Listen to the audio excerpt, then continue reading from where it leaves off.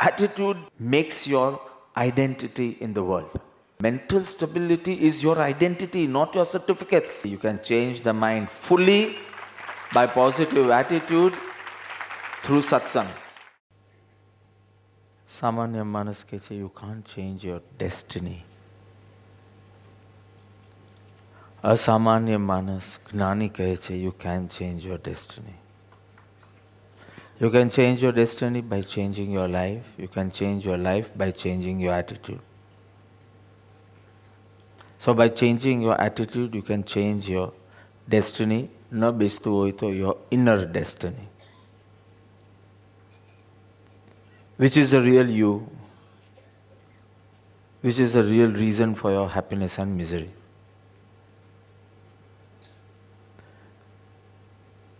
We all are conscious about our physical health. We hit the gym, go on special types of diets. So religiously we follow it. Why? Because it is visible, it is gross. It is gross, it's visible, you can see it. You can see the changes also. Yet we are focused to, say, all this type of gyms and vagere vagere.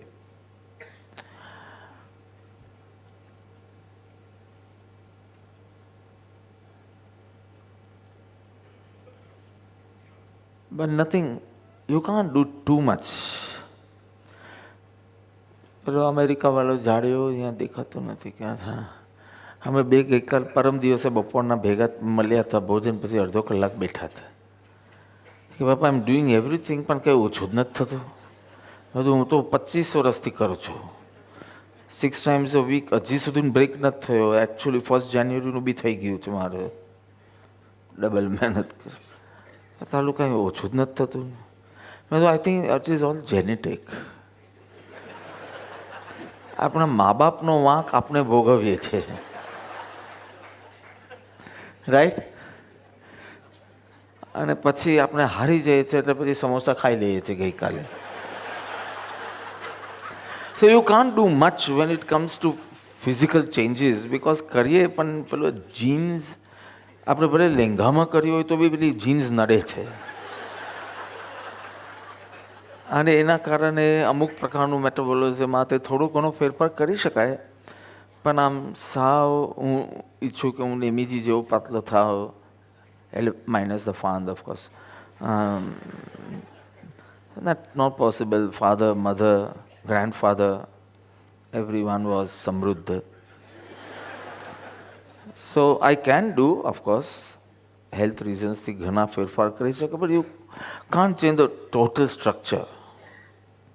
But when it comes to the mind, Gnani Kese, you can change the mind fully by positive attitude through satsangs. Physical, થોડું ઘણું કરી શકો with all the exercises and all. But mind, mental health, completely you can change. આપણો અમિત શેઠ જ સૌથી મોટો example છે. He was the most dull, depressed, દુઃખી, lonely person on earth. And nobody would even want to look at him or talk to him કે friendship કરવાની તો વાત જ નહીં. I think I was his first friend, 98માં. Nobody, એટલો દુઃખી, એટલો રોદના જ ગાતો હોય. He has all the complaints for the world, grumbling, cribbing.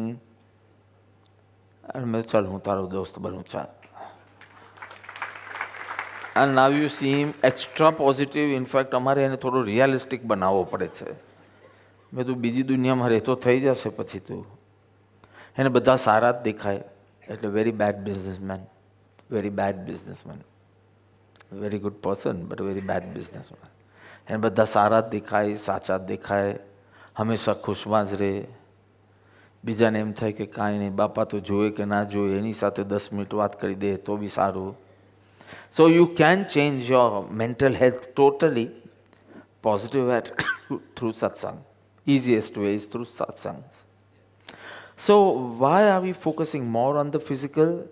Because it is subtle, it is visible, it is gross, it is visible, you can see it. Why aren't we focusing on the mental health? Because it is subtle, it is invisible.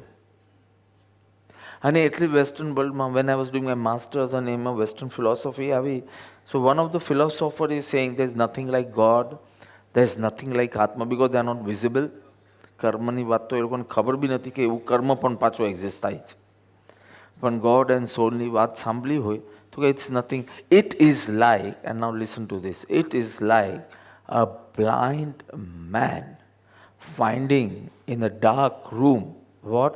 A black cat which is not there. ફરીથી બોલું, blind man finding in a dark room a black cat which does not exist. એટલે કે જે ઈશ્વરની શોધમાં છે ને, જે આત્માની શોધમાં છે, જે બ્રહ્મની શોધમાં છે, એક તો બ્લાઇન્ડ મેન, બિકોઝ બ્લાઇન્ડ ફેથથી ચાલે છે, અનુભવ્યું નથી એ વિના હું છું બોલ્યા કરે છે. So blind man in a dark room, આંખ બંધ કરો તમને ખ્યાલ આવશે. Finding a black cat which actually is not existing only. It's not true. Are emotions visible? When emotions turn in to behaviour, it's visible, because શરીરના level પર આવી જાય, વાણીના લેવલ પર આવે. Is emotion, are emotions visible? Emotions દેખાય છે? So it does not exist. તો કે yeah, I can experience it. Then you can experience that too.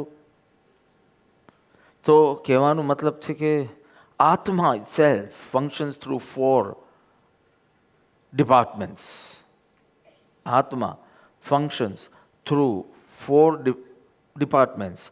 મન, બુદ્ધિ, ચિત્ત, અહંકાર.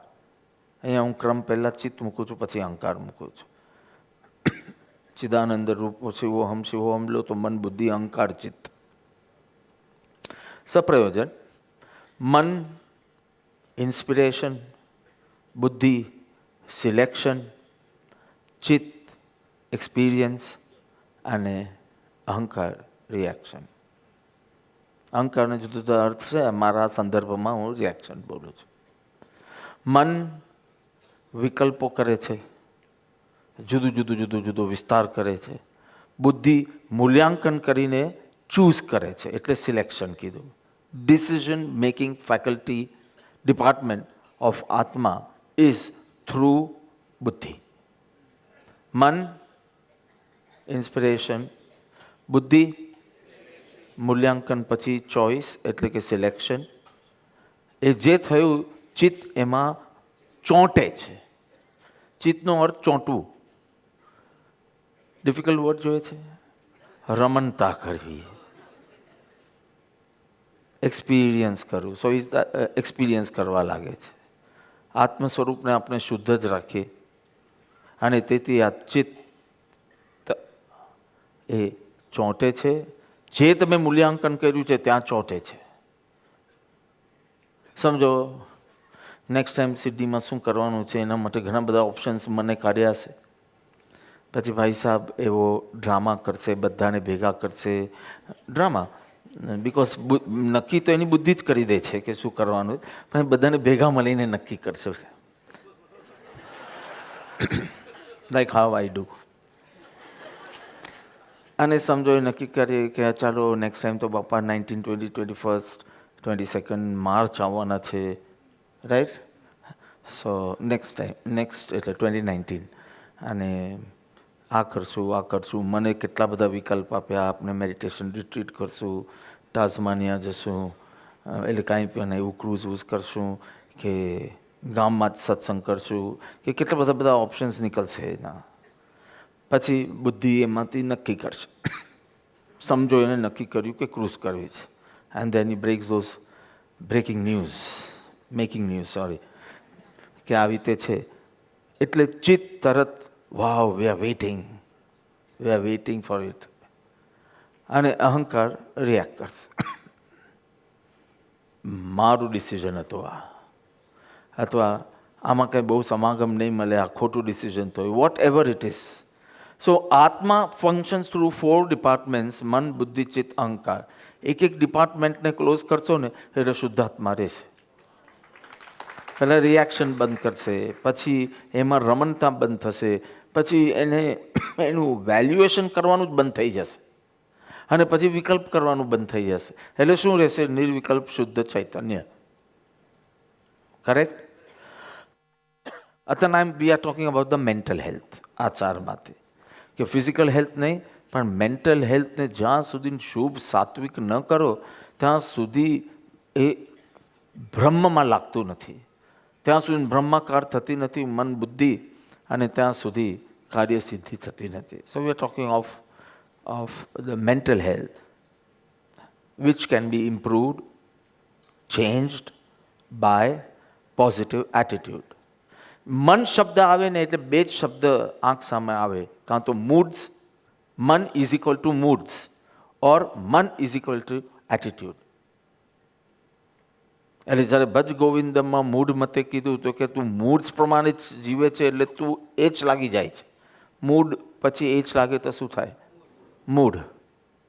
કરેક્ટ? એટલે કાં તો મન શબ્દ આવે એટલે મૂડ્સ, મારું મન ઠીક નથી એટલે શું બેન? મારું મન હમણાં ઠીક નથી એટલે શું? મારું મૂડ હમણાં ઠીક નથી. હું તો સારી જ છું અને એ ફેક્ટ છે, પણ મારું મૂડ હમણાં નથી. When we are talking of moods, V are talking of the mind. એટલે માઇન્ડ માટે એક શબ્દ પ્રયોગ વધારે થાય છે મૂડ્સ, બીજો શબ્દ પ્રયોગ થાય છે એટીટ્યુડ. તમારી જે એટીટ્યુડ છે એ તમારું મન છે.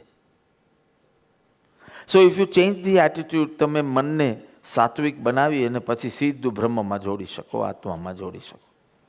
R you getting it? Exactly આખો પ્રોસેસ શું થવો જોઈએ?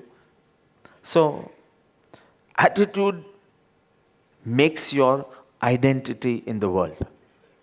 Your real identity is your બ્રહ્મ. પણ એ તો આમ બી તું એક્સપિરિયન્સ કરશે, તારે બી દુનિયા એક્સપિરિયન્સ નહીં કરે, કારણ કે શીંગડા પીંગડા કંઈ ઉગવાના નથી. અને નેક્સ્ટ લોકથી જ સ્ટાર્ટ થશે કે જ્ઞાનીના ચિહ્નો શું છે. આ તમને લાગશે કે આવું કાંઈ દુનિયાને ખબર પડે એવા તો કોઈ ચિહ્નો છે નહીં. અલગારી જીવન છે, આ છે, સહજતા છે, બધું આવશે વર્ણન. એક શ્લોકમાં બધું આવશે ને પછી બાકીના 8 શ્લોક એનો વિસ્તાર કરશે. Your attitude makes your identity. એટલે કે your attitude is your identity.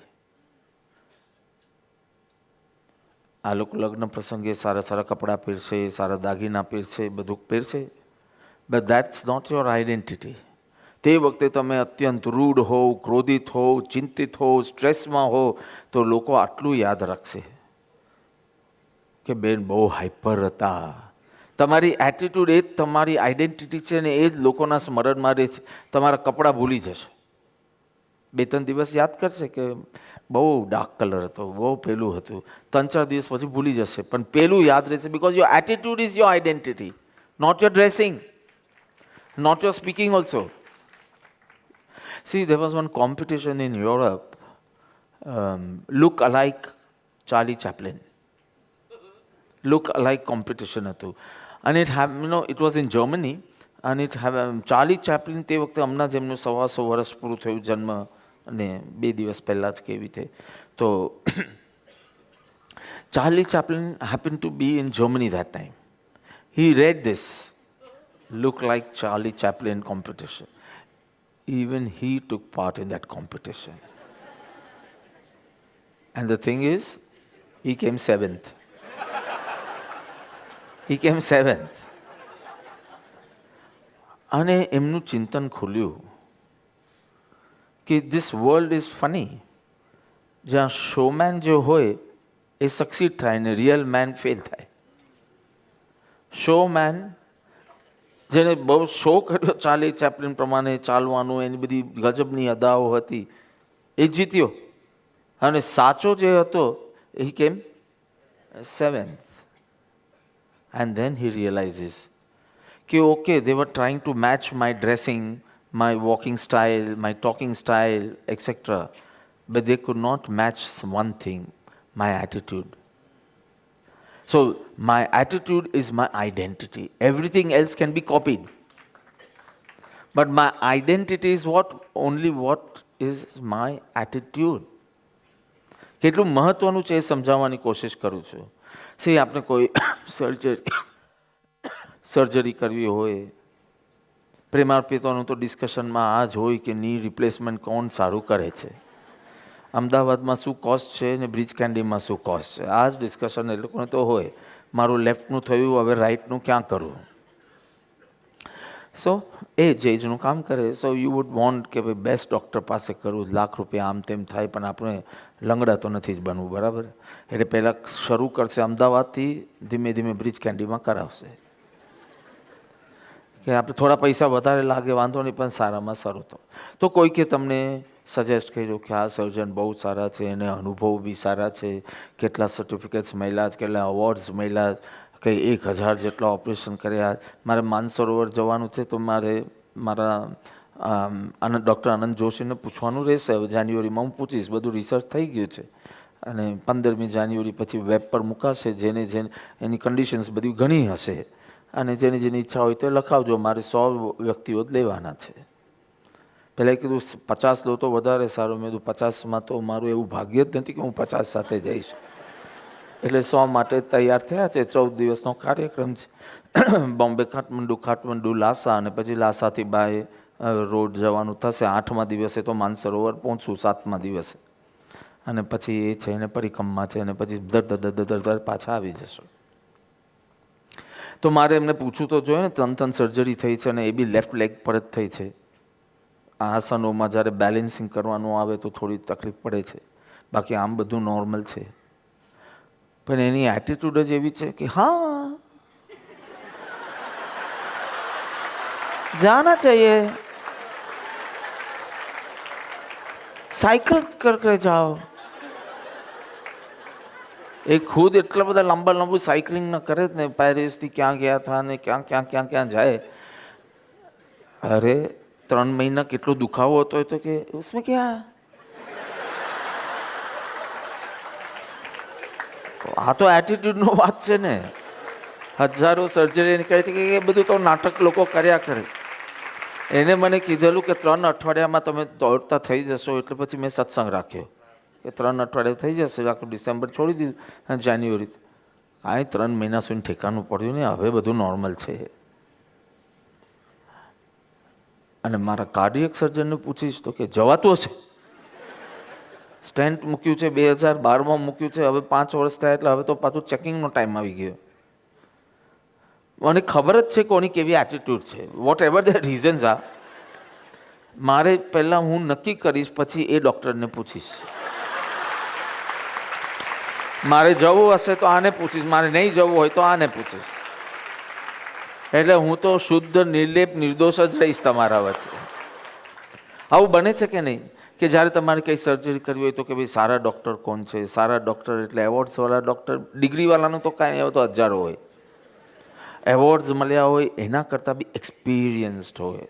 તમે શોધશો, પછી તમે એની પાસે સર્જરી તમારી ફિક્સ થશે અને તમે 2 દિવસ પહેલાં કે 1 દિવસ પહેલાં હોસ્પિટલાઇઝ થયા છો અને ત્યાં નર્સ પૂછે છે કોની પાસે સર્જરી કરાવે છે. બધું ચિત્રે ને જ્યારે તમારા પગ ઉપર. આગલા દિવસે મારો પગ એટલો બધો ચિત્રેલો, not this leg, this leg. મેં એને પૂછ્યું અમેરિકા રિટર્ન છે? ત્યાં ડોબાઓને સમજાય નહીં એટલે પાછું નોટ ધીસ પર લખવું પડે, ખાલી ધીસથી પણ ના ચાલે.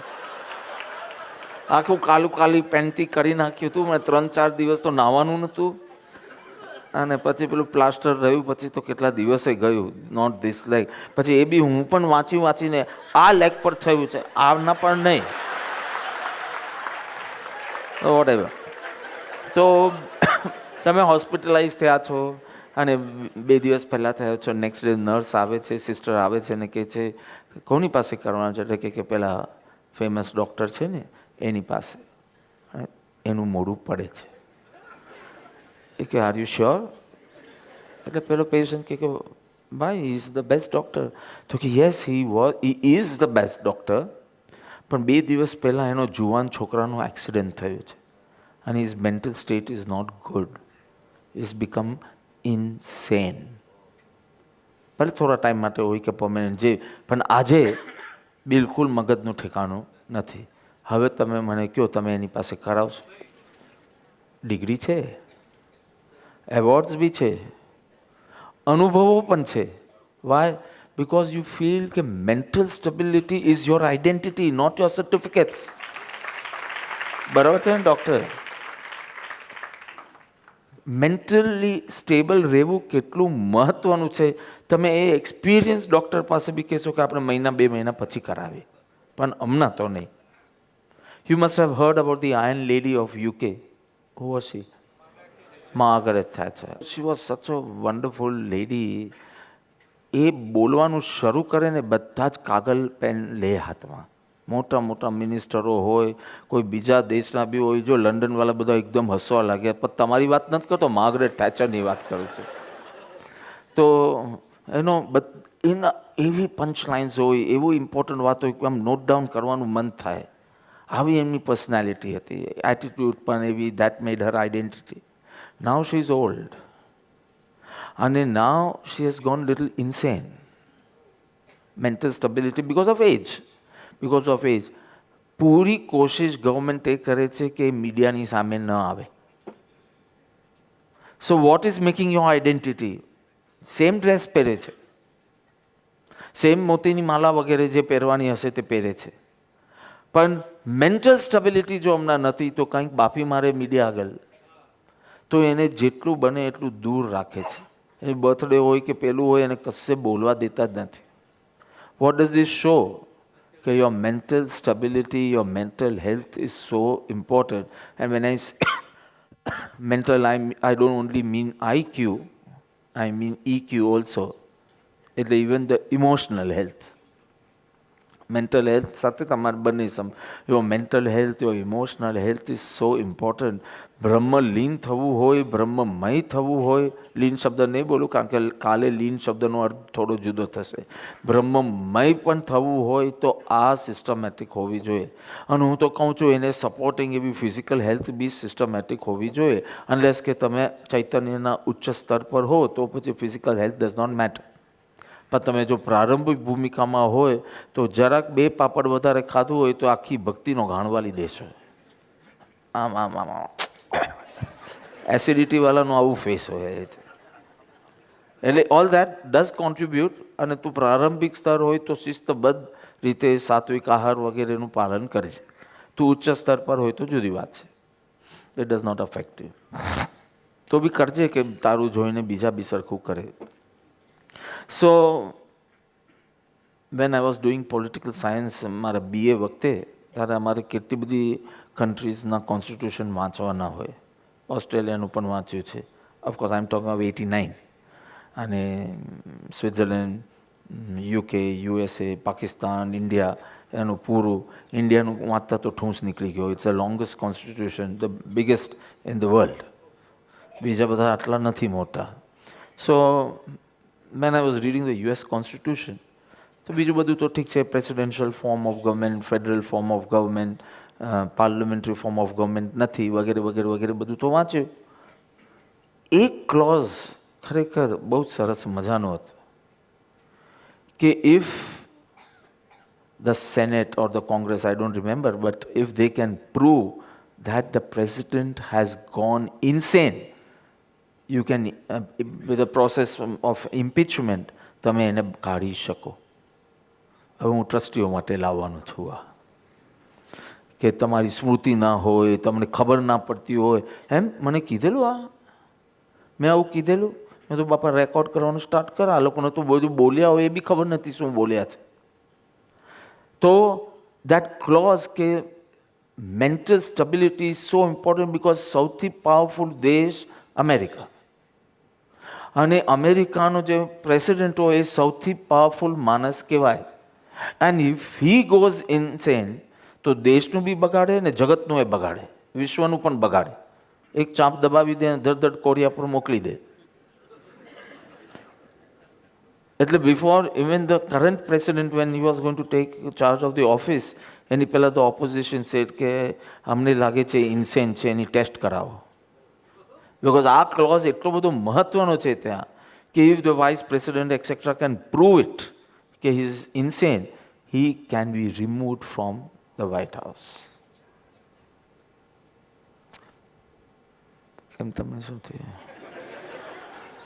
So I just want to stress how mental stability is so important in the worldly activities and your spiritual activities too.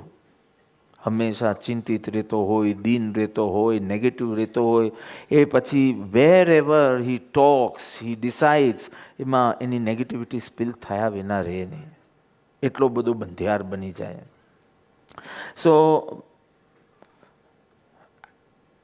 I read somewhere the attitude of one person may be more powerful than a whole army. એક માણસની સમજો positive attitude હોય તો એ જે કામ કરી શકે કોઈ આખું આર્મી નહીં કરશે. અને એ તમને જાણવું હોય તો તમે જોઈ આવો, ટાઈગર જિંદા હૈ. Right or wrong? એક માણસ કે આ આપણે કરી શકશું, what the whole Indian government could not do, that person did. Right or wrong? So it's so important. Just imagine एक साव सुकलकड़ी मानस, he could push back the mighty British Empire.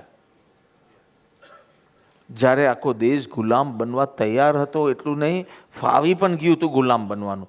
હેન્ડફુલ of people could not bear it, બાકી બધાને તો ફાવી ગયું હતું સલામ કરીને start કરવાનું આપણા જ દેશમાં. પણ one positive attitude of one person,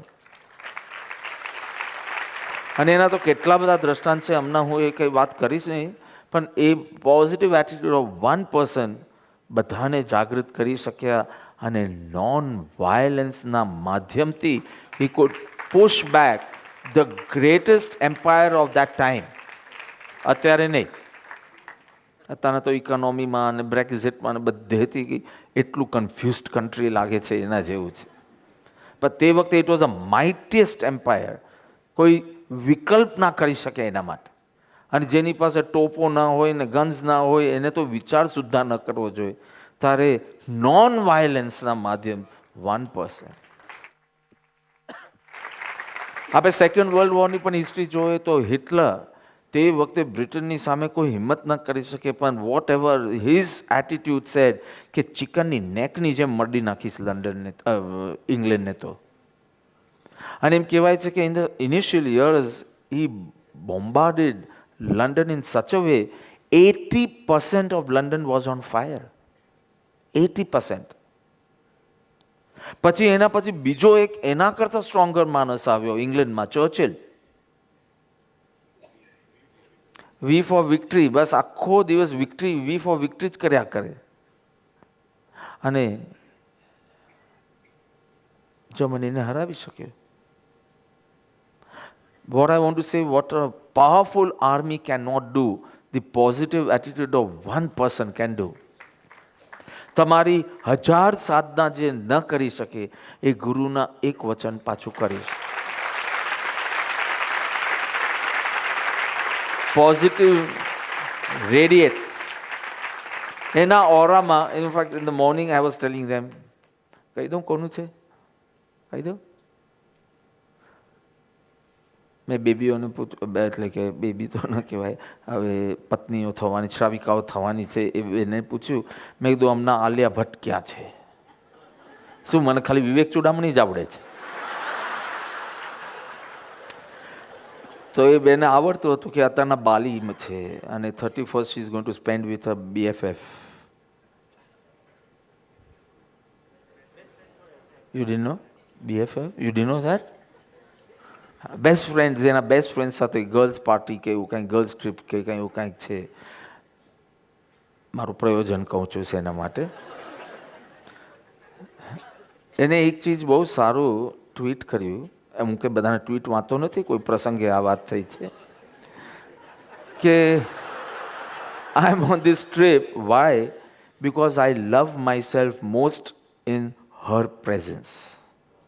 અને મને તરત કૃપાઓ દેવી યાદ આવી ગયા. કે when I am in your aura, I start loving myself very much.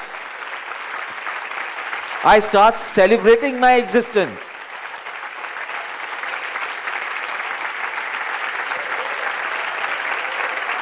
So,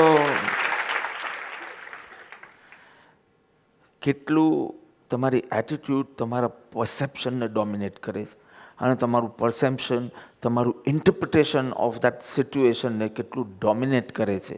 દુર્યોધનને પૂછ્યું કૃષ્ણએ કે એક સારો માણસ, સજ્જન માણસ શોધીને લાવ આખા હસ્તિનાપુરમાં.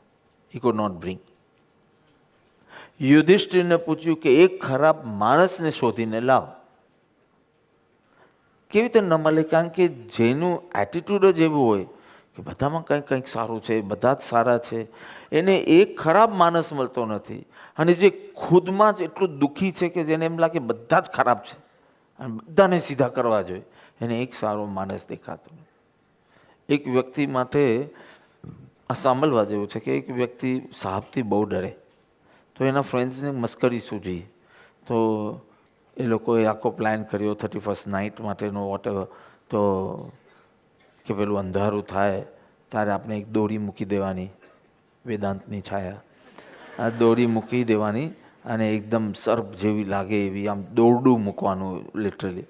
અને એવી રીતે એ લોકોએ મૂક્યું કે આમ આછો આછો જે થોડો ચાંદનીના પ્રકાશમાં સ્લાઇટ એવું ખબર પડે.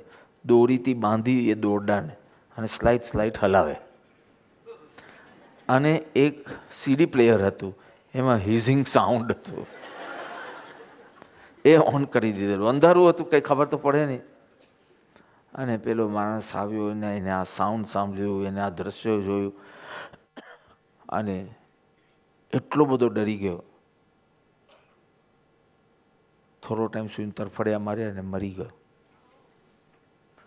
પણ જે મારે કહેવું છે તે એના પછી છે. પછી એના બોડીનું હાર્ટ એટેકથી મરી ગયો, કારણ કે એટલો બધો આઘાત લાગ્યો, મરી ગયો. પછી એનું પોસ્ટમોર્ટમ થયું અને પોસ્ટમોર્ટમની અંદર they found toxins of poison of a snake. કોઈ સ્નેક નહોતો, કોઈ સ્નેક બાઇટ થયું નથી. I don't know whether you will believe it or not, પણ આવું છે. મારી ગજવાની વાત નથી. ખિસ્સાની હોય તો ખાસ માનવાની, ખિસ્સાની નથી. હવે મને બહાર જતા કહેશે કે આ ક્યાં છે, જરા મને આપો, હું આપીશ. આઈ નો એમ. સો કેવા ટોક્સિન્સ મળ્યા કે કોઈને સ્નેક બાઇટ થયું હોય અને એનાથી મર્યો હોય તે વખતે એના શરીરમાં પોસ્ટમોર્ટમથી જે મળે, જે ટોક્સિન્સ મળે, એ this shows your attitude can create chemicals. એ આપણે માનીએ છીએ ને, કોઈ ડિપ્રેશનમાં હોય તો એને કાઉન્સેલિંગ કરી અને તમે એનું જે કેમિકલ ઇમ્બેલેન્સ હોય તે સરખું કરી શકો છો. એ બધી પ્રોસેસીસ જે ન થાય તો પછી દવાથી કરો છો, ઇન્જેક્શન્સથી કરો, વોટેવર, છેલ્લે શોક મારીને કરો છો. પણ your attitude can create chemicals. હું હવે મેન્ટલથી ફિઝિકલ આવવા લાગ્યો, સમથિંગ ટેન્જિબલ, વિઝિબલ.